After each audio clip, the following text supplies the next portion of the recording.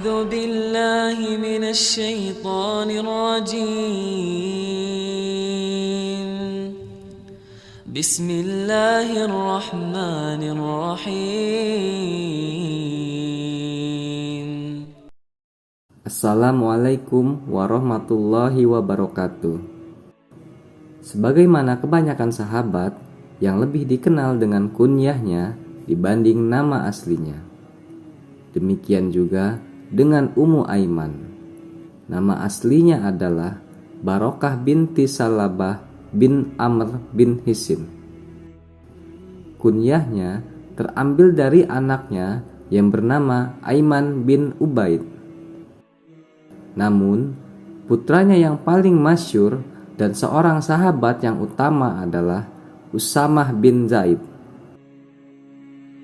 Ia termasuk orang yang pertama-tama memeluk Islam, turut berhijrah ke Habasyah dan Madinah, dan ia adalah wanita yang berbaiat dengan Rasulullah Shallallahu Alaihi Wasallam.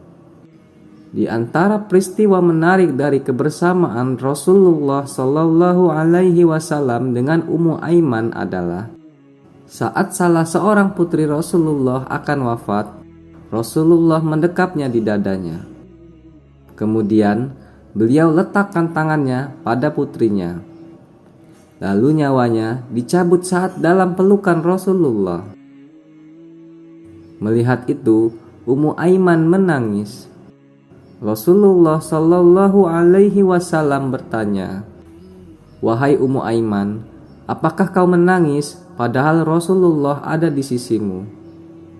Ummu Aiman menjawab, "Bagaimana bisa aku tidak menangis sementara Rasulullah menangis?"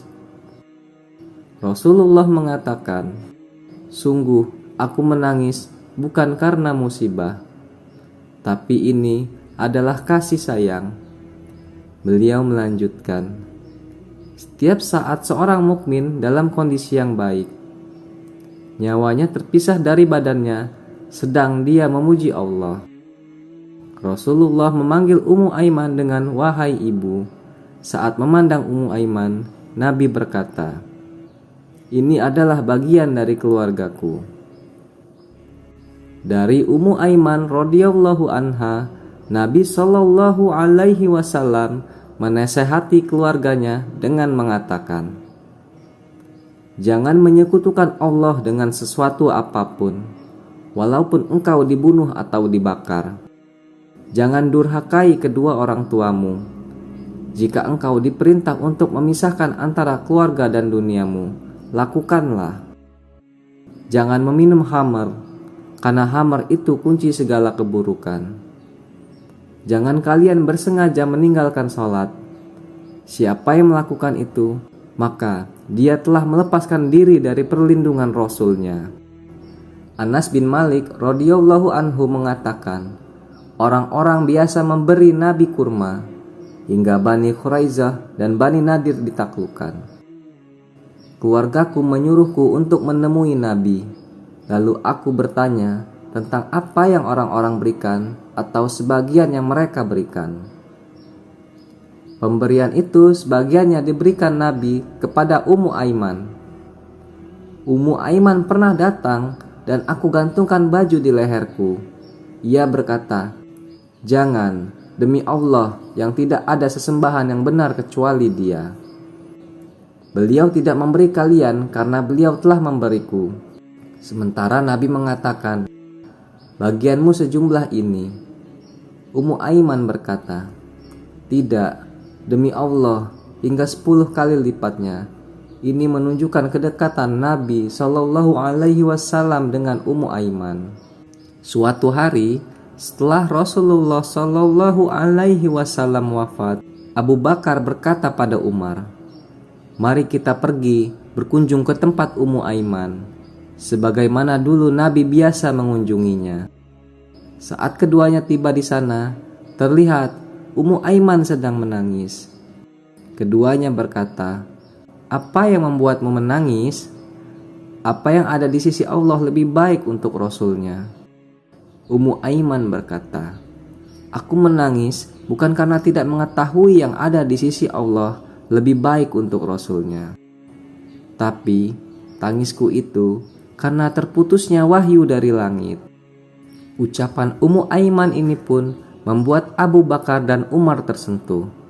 Lalu keduanya menangis bersama Ummu Aiman.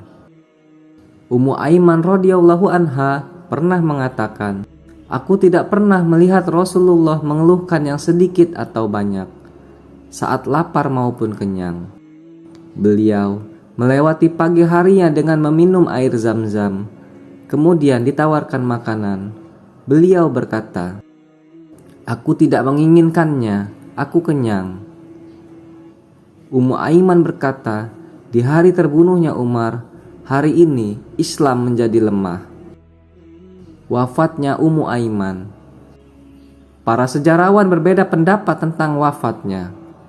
Ibnu Katsir rahimahullah mengatakan, Ummu Aiman wafatnya 5 bulan setelah wafatnya Nabi.